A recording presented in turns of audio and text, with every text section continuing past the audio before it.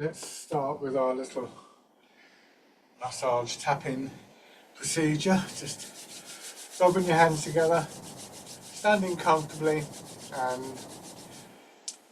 gently tapping over your face.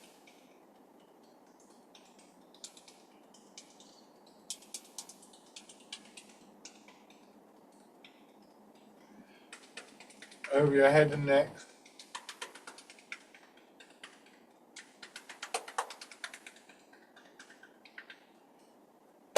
Down to one shoulder and your arm.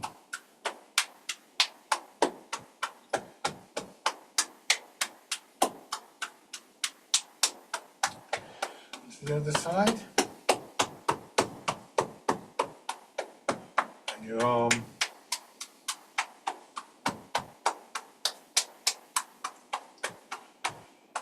And onto your back.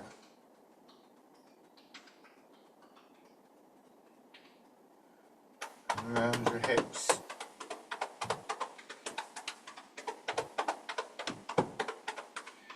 And your legs.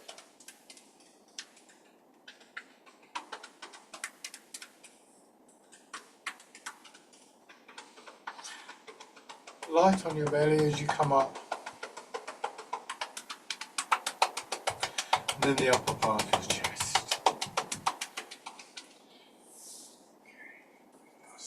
So, feet directly below your hips. Weight a little bit forwards, just allowing your hips to settle back. And starting off, just feeling the movement initially in your hips. So, it's quite a small movement that will gradually build up through your body. It's a relatively small amount of effort to put in. Another aspect to the effort that we want to make is to try and ensure a posture that means that this little bit of movement is actually able to move through our bodies, particularly the upper part of our body in this instance, without restriction. So we almost immediately see a link between movement, energy, flow, and physical structure. For me, one of the strong characteristics of the postures that we take is that they allow for a release of tightness, stiffness, and in the process of doing that, there's more space for that movement.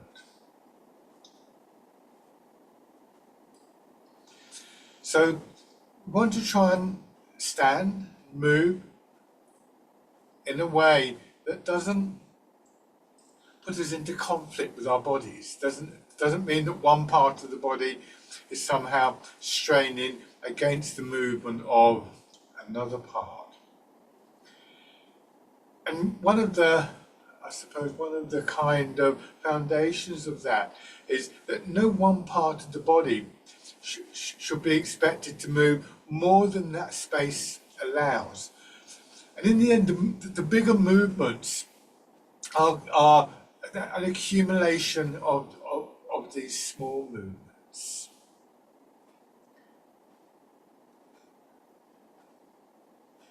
Just letting yourself settle into a nice steady rhythm.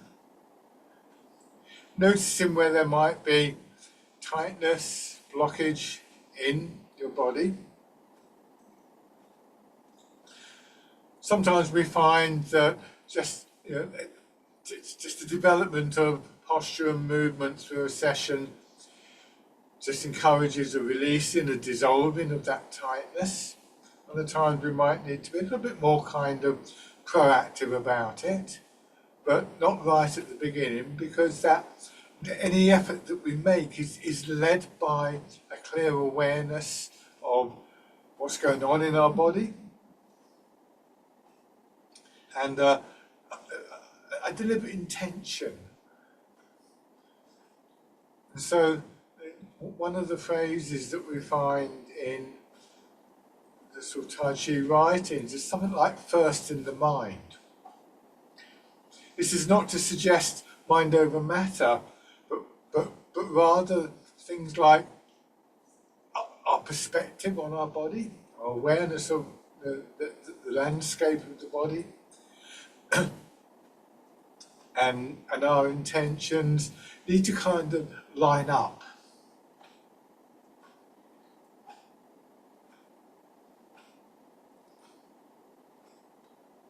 You're seeing if you can register the changes in the upper part of the body, movements, patterns of expansion and contraction,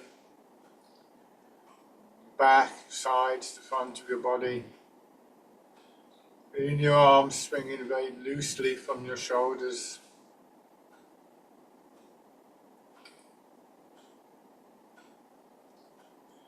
Feeling your body supported by your legs. And then getting your upper body into line with that foundation. So trying not to lean forwards or backwards, but also recognizing that we generally have these habits and they become quite deeply embedded over the years. So don't force anything in the postures. Your body needs time to adjust. Feeling that your back begins to support the front of your body, so try not to pull your belly in, tighten your chest.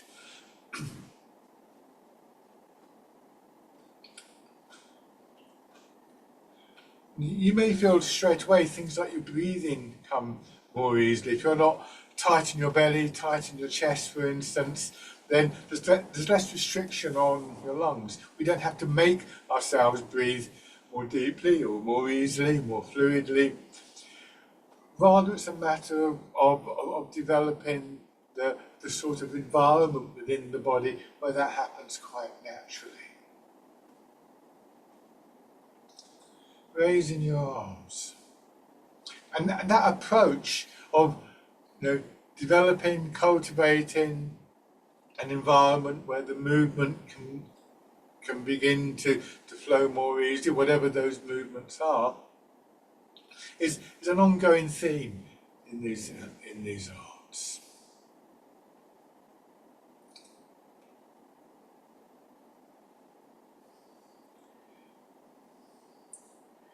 And then just letting your hands drop. Put one foot in front, keeping the width of your step. A gentle push against the ground. Well, he's thinking of it like that in the first instances. We'll actually come back to that and develop that a little bit later. But for the moment, just using that awareness of the push against the ground to extend your awareness, getting the feeling of your whole body beginning to move as one unit, feet to hips to shoulders.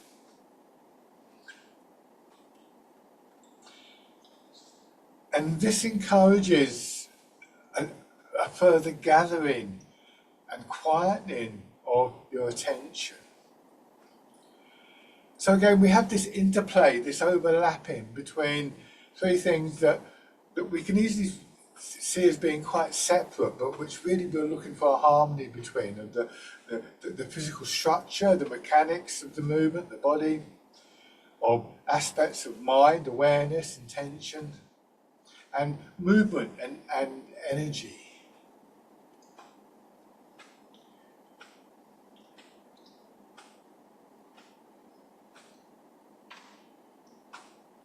And then on the other side,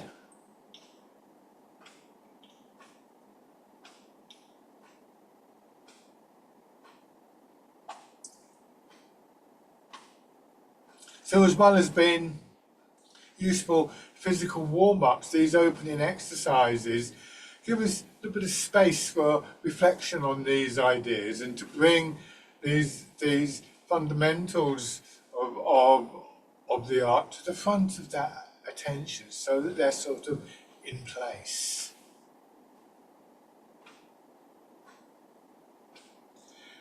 And shake out.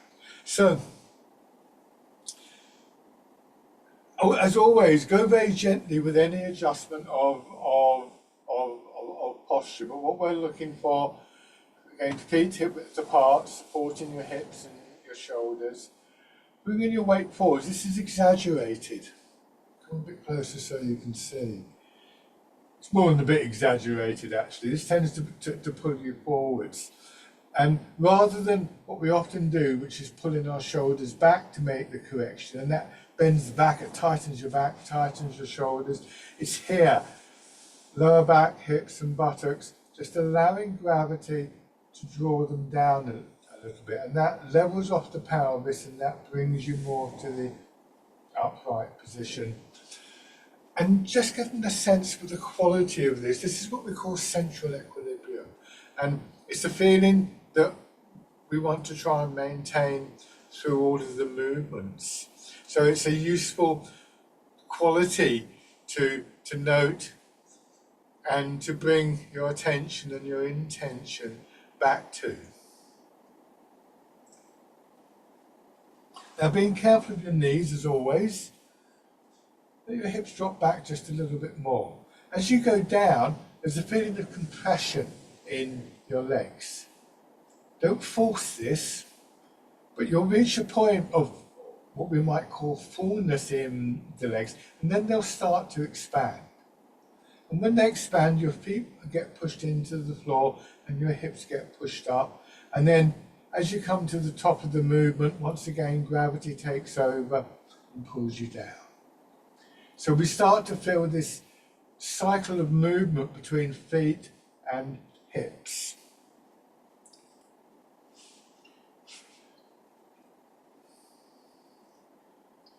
After a few rounds, bring your attention up without losing that awareness of what's happening in your legs.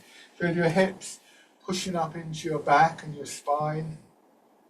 So we start to feel that movement, not just pushing the hips up, but pushing up in your upper body towards your shoulders, sort of spreading out into the front of your body. So the whole of your body seems to just gently expand and contract. So we get this sense of a connecting movement, an energy that feels as though it arises from the ground, spreading through the whole of the body, and then just gently drains away again. Sometimes we can have the feeling of it taking tension away, releasing the tightness of the body. And this is sometimes described as a non-specific movement, a non-specific energy. It's not to do with any individual function or any individual part of the body, but rather it underlies all of those other movements. And that would include things like circulation and breathing. Just letting that settle into a nice steady flowing rhythm. It kind of governs the rest of the movements.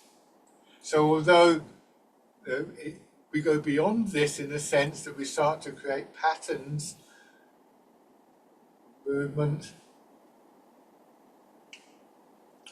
particularly in the upper part of the body, we still have a sense of this in the way that if you listen to an orchestra play, you might not be aware of the sort of underlying pulse of whatever instruments were keeping the rhythm and the tempo, but we would notice it if it disappeared.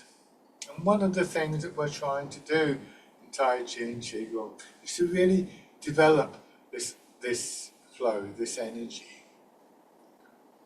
Bring the hands around and just have them out. See if you can just let your arms rest against the sides of your body so that you feel as though there is movement in your arms and your hands without you having to do anything individually with them. That flow, that energy spreading into your arms. You could imagine you had a heavy box in your arms, in your hands, for instance, or a ball.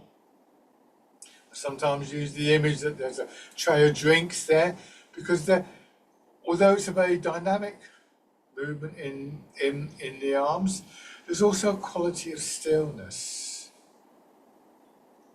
that's a quality that we want to try and have as part of that underlying movement, part of that underlying energy. Turn your hands, fingers in, so now you really do feel as though you're cradling the ball, and let the expansion in your body push your elbows out. Turn your hands over, let your hips drop, let your center of gravity drop, rooting down. And turn in and pushing up. Rooting down is one of the key principles that we look to cultivate through these movements. And there's several different aspects to it. One is a very physical aspect, that we're dropping our center of gravity, and the lower your center of gravity, the more stable you will be. So between that and the alignment of the body, we're less in conflict with the pull of gravity, more stable, and again, that helps to release tightness from the body. Another is seeing rooting down not just as a single thing, but as a process, this releasing of tightness in your hips, allowing gravity to pull you down to generate the upward movement, the expanding movement. Another, because we're doing this with awareness and intention, is that our thoughts, our attention, our mind literally becomes grounded, quieter, more stable in itself.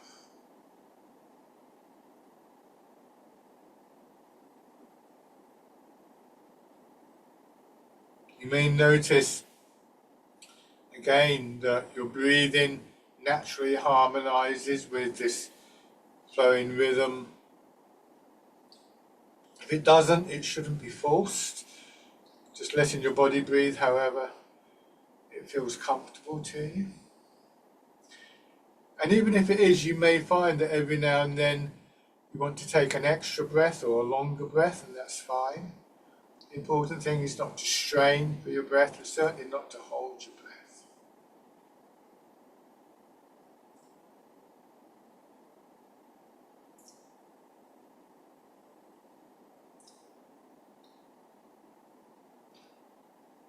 Keeping the same movement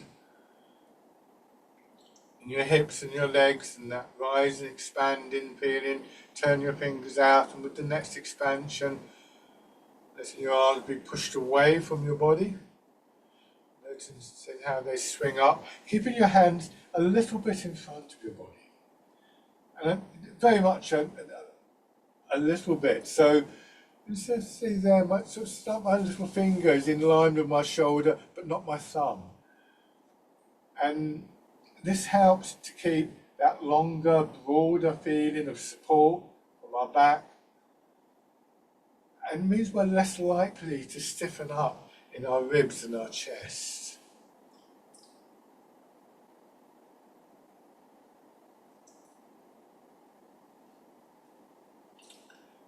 And then another variation, letting your hands drop down and pushing up.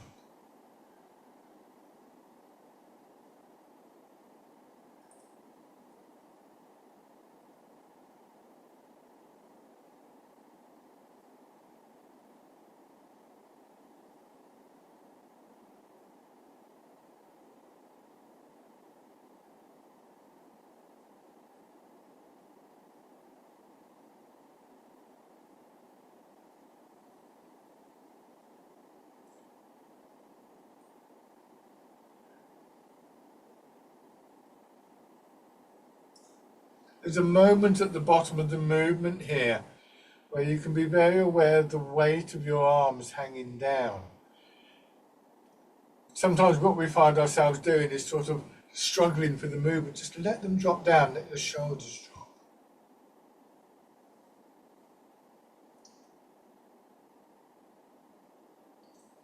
This time, let your arms drop to your sides.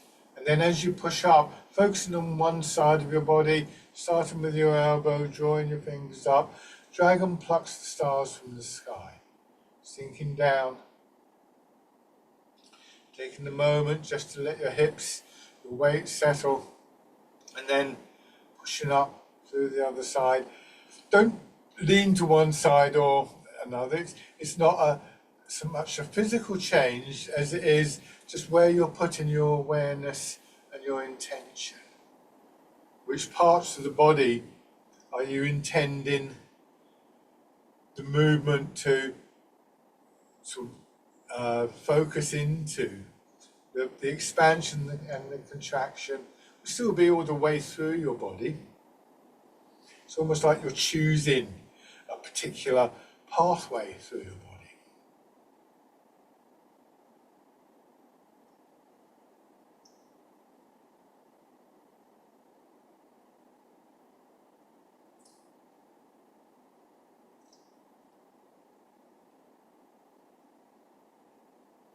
So we learned that we can begin to direct the movement, and in particular that very subtle flowing movement through the whole body that we recognized earlier. We can have an intention for it to almost to sort of flow to a particular part of the body more strongly.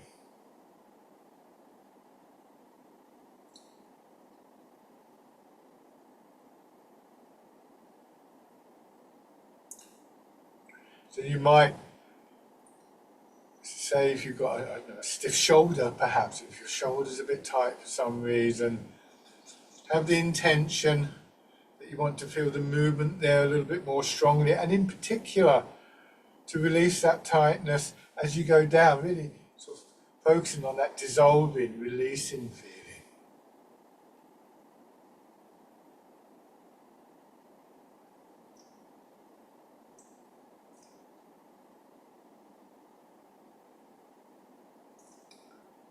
One more time on each side.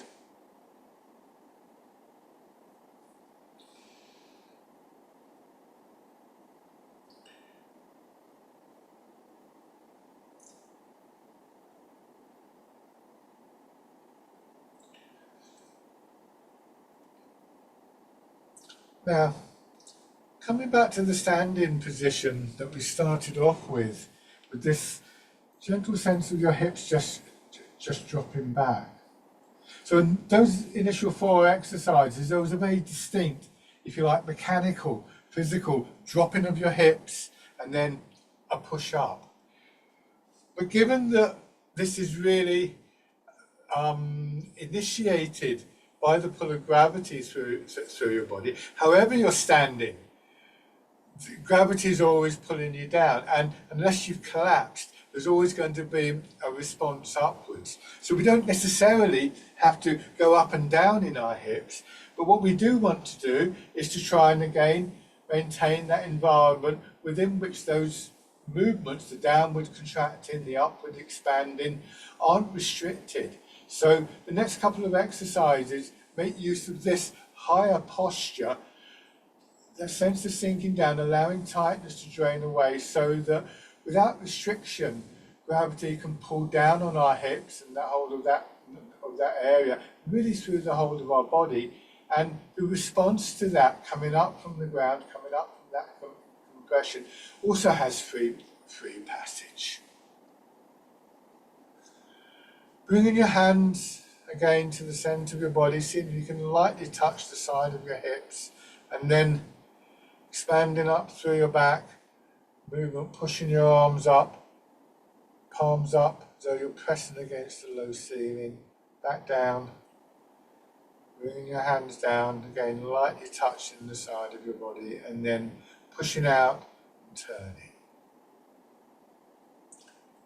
So you're pushing against a wall, perhaps, and then back, lightly touching the sides and then in the other direction.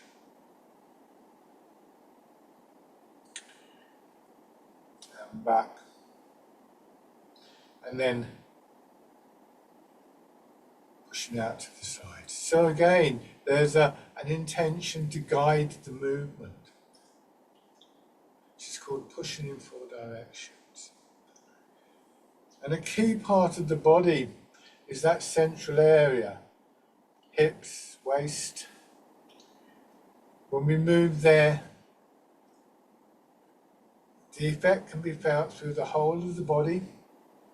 We can think of the expansion originating there and the contraction going back to there. As you expand, there's still that downwards push, but also upwards and outwards.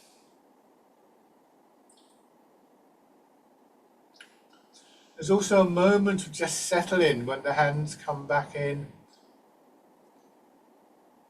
and at the extent of the expansion. So there are these little moments that I describe as being like the commas in a sentence. These help to just stop us rushing ahead. They help to keep the mind quieter, stop our thoughts racing.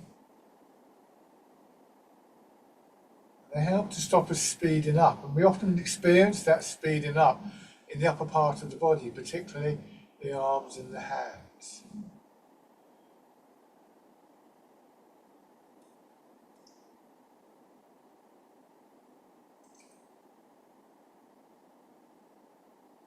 Try not to stiffen your hips and your knees.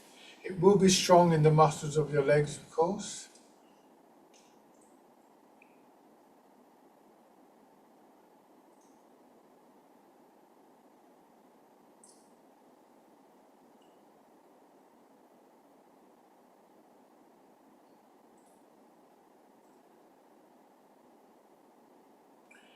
There's still, in that moment of punctuation, shall we call it, particularly here, just aware of the weight of your arms.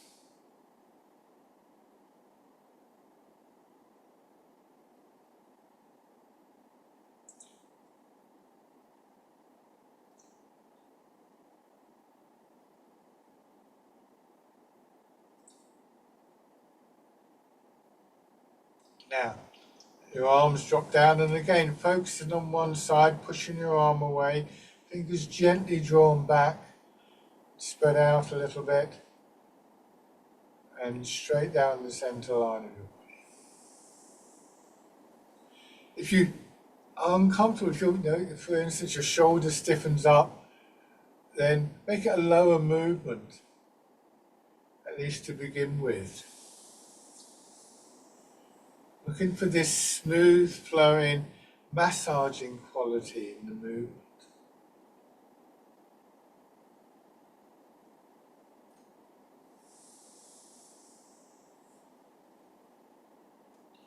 And then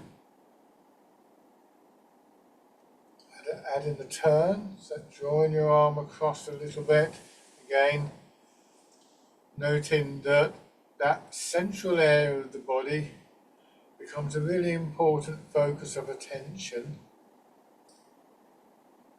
It's sometimes described as being like the hub of a wheel, and can become the kind of place of stillness almost for our minds.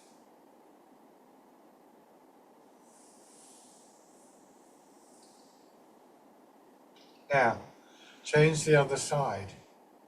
Noting any difference between one side of your body and another.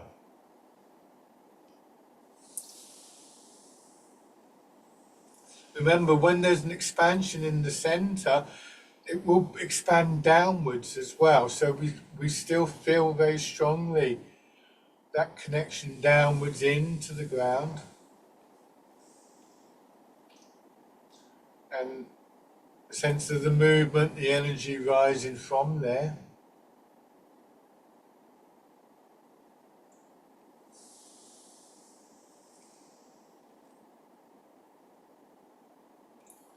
And then add in the turn.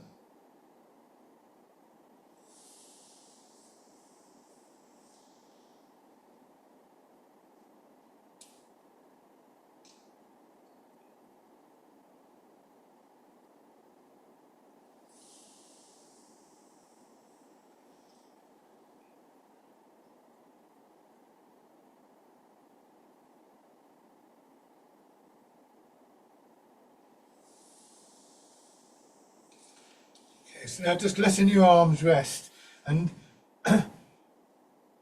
very gently push your hips back so your pelvis tilts, and that means that your head and shoulders go forwards. And then just allowing gravity to pull your hips down, the pelvis levels off, that brings you back to the upright position. Notice whether you're inclined, as many of us are, to strain, to stiffen in your back, your neck, your shoulders as you come upright. Try and just let go of that impulse.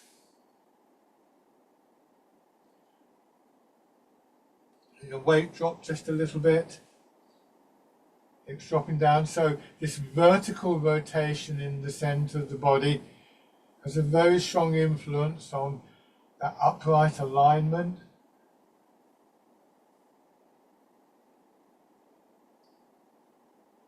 Again, trying not to struggle or strain, rather looking for a smooth movement. Go very carefully with this one, with your knees and your back, don't overdo the movement, but this time let that movement again, push your arms out, and then they get swung forwards with your head and shoulders. This is called rowing a boat in the middle of the lake.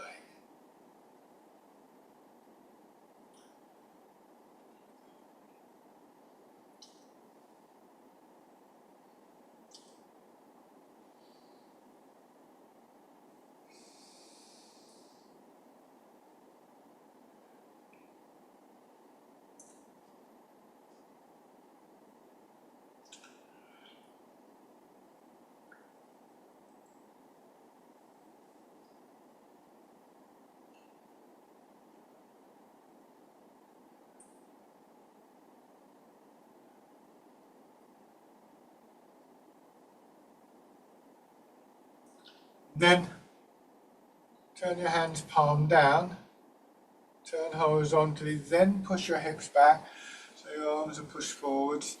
Gently swing across, let them drop down again, turn back to the front. This is polishing the table. In the other direction.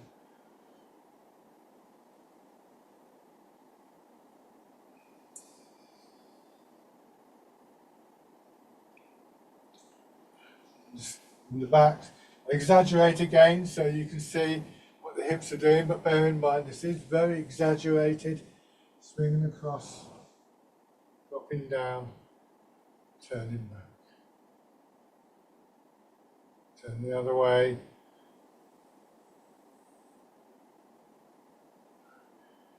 There's no suggestion there that you have to move that far.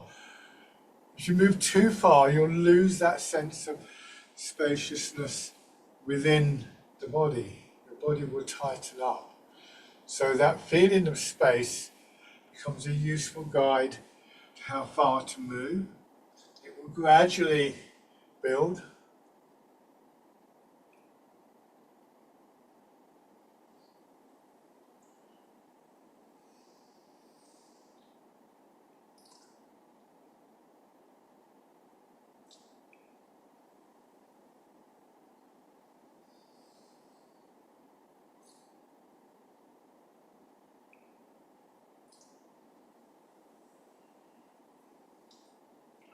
One more time.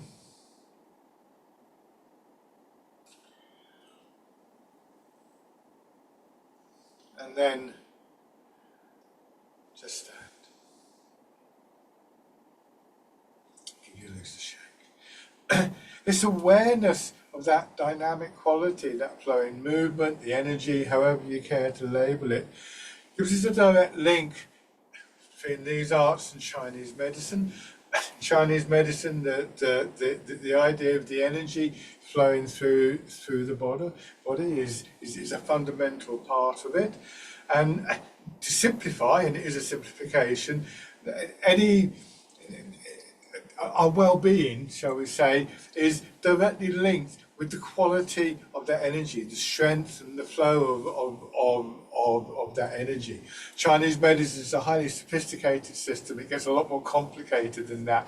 But if you have acupuncture and somebody's put a needle in a particular point, the intention is to have an effect on the flow of energy within the body. So, and as I say, it does get a lot more sophisticated than that now. So, have one foot forwards. The stance now, it's the same width in your body. So we could start off here. We've got these what are almost parallel lines, feet to hips to shoulders. We keep that. You can still see the background behind me. And about the same in length, maybe a little bit longer. A lot would depend on how much you're comfortable just letting your hips drop. And beginning to transfer your weight forwards and backwards again. So now we're still looking for that sense of a push up from the ground. We want our centre to drop down towards the ground. We want that sense of a compression. Sometimes I imagine in the centre of the body it's like a ball, and gravity compresses the ball, which then expands.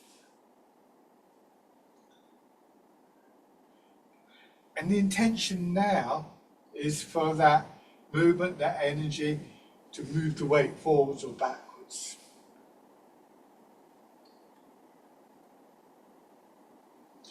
Again, there's a moment of settling when any tightness that has built up in the body, we're trying to get a sense of releasing. And that's particularly important in areas of our lower back and hips. Get that sense of dropping. Important too, again, to stop this sort of rush in our mind, which is very natural for us to have. You may find yourself, if you've got a busy weekend coming up, you may find yourself suddenly sort of planning the shopping or something like that. When that happens, we bring our attention back to our bodies, we bring our attention back to the ground. And so that awareness of the settling in each time, that punctuation, that comma in the sentence, helps us just to step back from those things, not to ignore them, not to pretend that they're not there, but not to feel quite so kind of governed by them. So we're using the movement, we're using an awareness of the body as a focus for meditation, if you like to think of it like that. As I sometimes put it, an awareness of posture, an awareness of movement offers a kind of quiet space for our mind, our thoughts to settle. And that more settled, aware mind can bring a sense of intentionality to movement, to posture, to the benefit of both.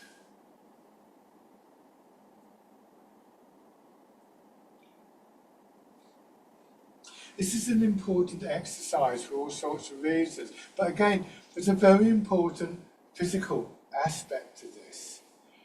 To, as much as possible, maintain the alignment and the root, the stability that goes with that as we begin to move. So another thing that we're doing when our weight settles here in the back leg and then in the front leg is just reaffirming that posture, because there's a good chance that we've lost it a little bit in between. It conditions the legs for this kind of movement. It's very helpful for problems with hips, knees, ankles, and can have a very direct impact on our mobility. If you go into your back foot and then just gently raise your front toes, you'll feel yourself shift back just a little bit. Right? Lower the toes, go forward, push your back knee in so your heel comes up, and again you shift a little bit. And we begin to feel that quality of alignment, that quality that I refer to as central equilibrium. Zhongding is the Chinese term. A little bit more fully over one leg.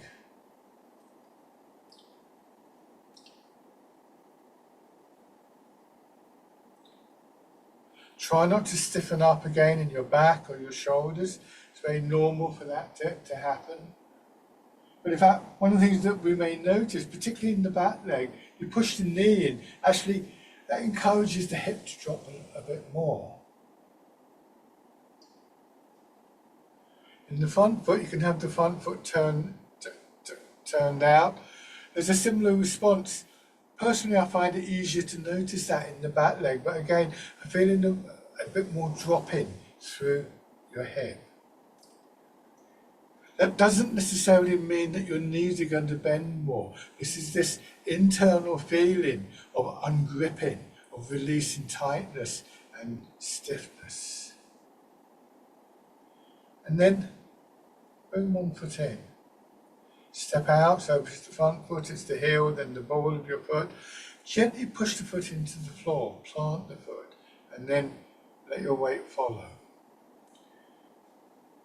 Same idea with the back foot, but it's going to be the ball of your foot that goes down first, then your heel, then the planting.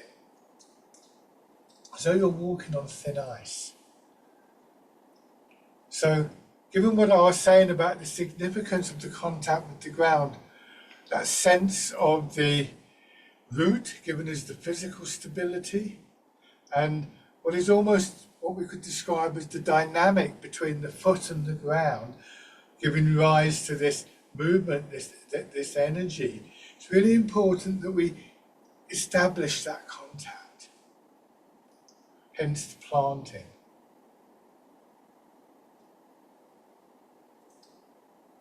So if you were walking on thin ice, you'd be testing the ice beforehand. Shake hand. Same thing on the other side. Going back to that planting, so particularly as you get more experienced in these arts, and once you're familiar with, say, the sensation of planting, and you can do that reasonably comfortably with the step in. You can also do it without having to step. Bring your weight into your back foot, gently push down through your front foot, and then let the weight follow. And again, gently push down. To do that, don't stiffen up in your hip or your knee. Quite the opposite again, that feeling of releasing, like you're holding your hand tight, and then you just let your fingers open a little bit. That feeling in the muscles and the joints, when that happens, is what you're looking for, is what the intention is going to be. And that helps with that press down, and helps with the creating the space for your weight to move into.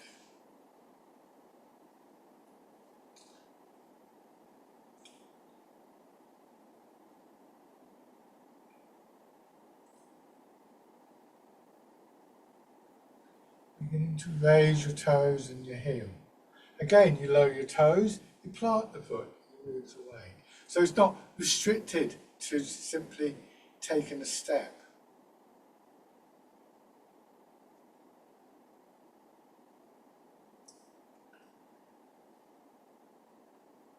Try not to stiffen up in your fingers or your arms or your shoulders. Step in.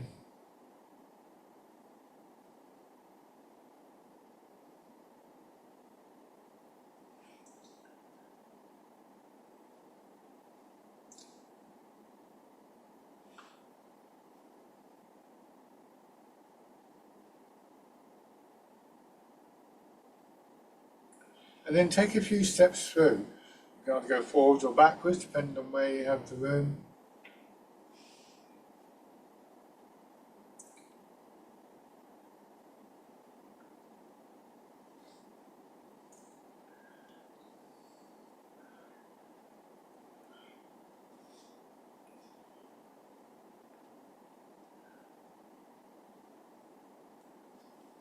And then going back.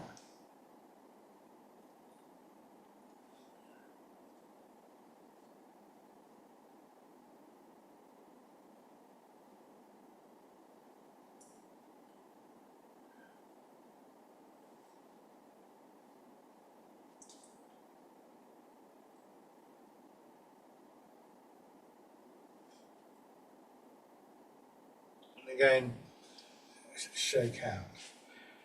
We could quite easily spend the entire session just on that transfer of the weight and the stepping. It repays practice, and it always feels like there's more to discover in that. And there's no bad thing to do that. So in your own time, you don't have to do it just once. You could do it as many times as you feel is appropriate. For that it can become quite complicated, there is a simplicity that underpins this art. Just a small number of fairly straightforward principles that come together and to produce the more complex movements. But just bear in mind that simple isn't the same as saying easy. So they're by no means easy. So now go back into this stance. Have your right foot forwards. Starting in your back foot, releasing, feeling the push. The intention is for it to go forwards. You settle into the front foot and release, and there's a gentle expansion that pushes your arms through. And then weight goes back, and once again you settle into the back foot, release, and that pushes your arms through. This is fisherman castanet. So once again, we have that sense of a movement, a flow, and energy, whichever label you find most useful, generating through the body, moving like water in a river or a wave coming into the beach. The movement is everywhere. From the soles of your feet to the crown of your head to the tips of your fingers.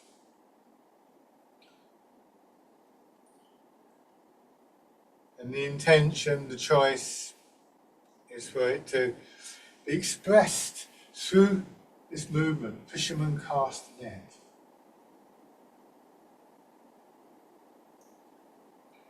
Recognise that there's often a temptation to sort of move your arm, but your arms are said to express the movement working through the rest of your body.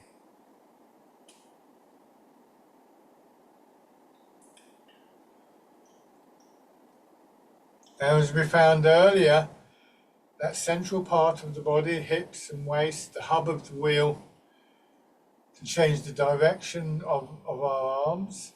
So this time as you go into your front foot, turn to your left, and that swings your arms out. They may come up a little bit higher. Dropping down as you go back, and then settling into your back foot, releasing and turning. This is wind blows the willows. So several things with practice stay in the back of our minds, not necessarily occupying the whole of our attention, but very much there. Those qualities of central equilibrium, the rooting down, the alignment, the spaciousness, that pulsing rhythmic energy running through the body. That settled, gathered quality in our minds, focused into the centre of our body and down into the ground.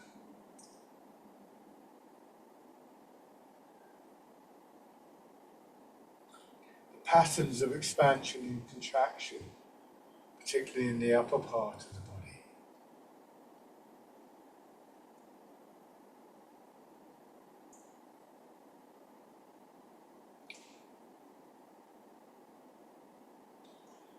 Shake out. And maybe an intention to amplify the movement flow in a particular part of the body if you feel that's appropriate. So, fishermen cast a net. So as we become more experienced, we find that we're able to maintain in our awareness a range of processes. They become habitual. This is where the practice is so important. We can use simple awareness, we can use memory, we can use images, moving through water, moving like water. And if there is a particular part of your body that feels like it's not really moving, again, we can find a sense of release there. I sometimes have the image of those areas when they arise as being like a rock in the bed of a river, the water flowing over it, gradually smoothing it off and wearing it away.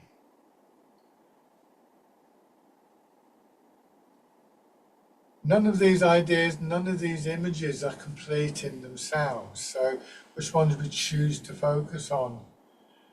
It's a very personal choice, of course. We go with what's appropriate for the time.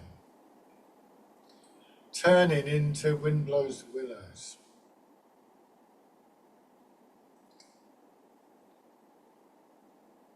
It may be that tightness in your back needs a bit more. Maybe you're sort of leaning back in the way that I said we try not to. Some aspect of your posture needs to change.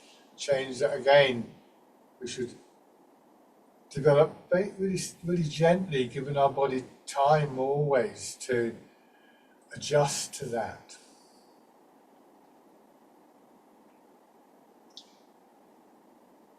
Maybe something in the way we're generating the movement. Sometimes we find ourselves habitually straining for the movement.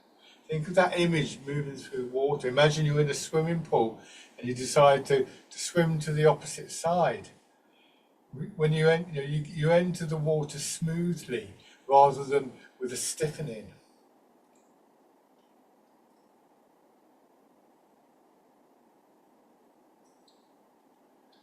Gradually beginning to find alternatives to the old habits of movement and posture.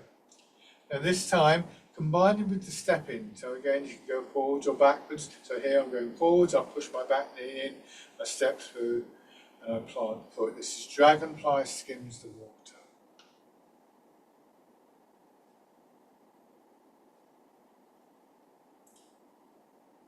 And then, if it feels appropriate, bring the foot in and raise. If you find that you're sort of struggling, stiffening up for that, then just leave the foot down, it's fine. But remember that stability comes not by stiffening, not by straining, but by allowing your hips to drop, allowing your center of gravity to drop, keeping your body open and aligned. I'm going to change direction now, otherwise I'll start bumping into things. Dragonfly skims the water.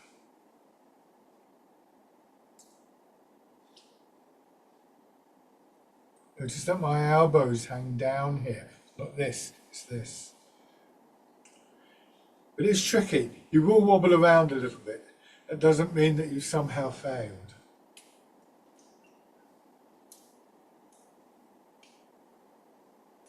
Bringing your feet parallel. In fact, sometimes I think it's quite good to wobble around, because actually, if we can go from this, if I can do it, to this, we learn how to make the correction. And that's a really useful skill. You know, if you're walking along, going to do your shopping and you have a little trip or something like that, if you can correct that, then sometimes you can avoid the fall. So in some ways, the more you wobble around, the more you get to practice that. Okay, let's go back to this little tapping exercise again. It can be a good way to sort of, once again, refocus your attention, and also to maybe take out some of the tightness and muscles that builds up. And over your face, over your head and neck, down to one shoulder, and your arm, the other side. Onto your back, just as much of your back as you can get to comfortably.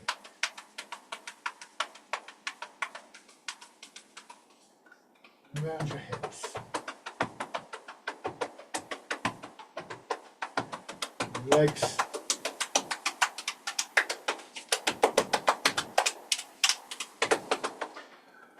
Onto your belly. And once again finishing on the upper part of your chest. It's a very useful little practice. You can do it standing, you can do it seated, you can do it in any order, but it's a good way to settle your body, to bring your attention into your body, to warm your body up, to wake up a little bit. So I would invite you to sort of be creative with that particular practice. Oh, with all of them really. Coming back to standing. So recovering. It would be lovely to think that we maintained all of these qualities of mind, body and energy the whole time. We know that we don't. But one of the key things that I've learned from Tai Chi is that we can come back to these things, to return to them. And it's really illustrated, I think, by this final exercise. You let your hips drop down. Push up. A bit like the wild goose, you bring your arms around. This is embracing the tiger. And then letting your hips drop, your shoulders drop, bringing your hands in and down, returning to the mountain. You can think of the mountain as a symbol of central equilibrium. Perhaps think of the tiger as just everyday life, really. A little bit wild, a little bit beautiful. High energy. So perhaps one of the important lessons here is just what is it that helps us to come back to central equilibrium.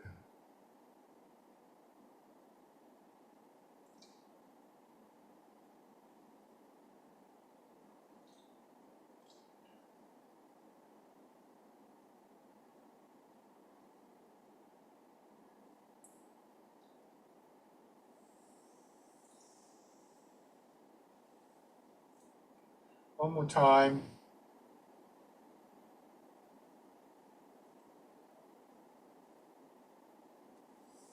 And down.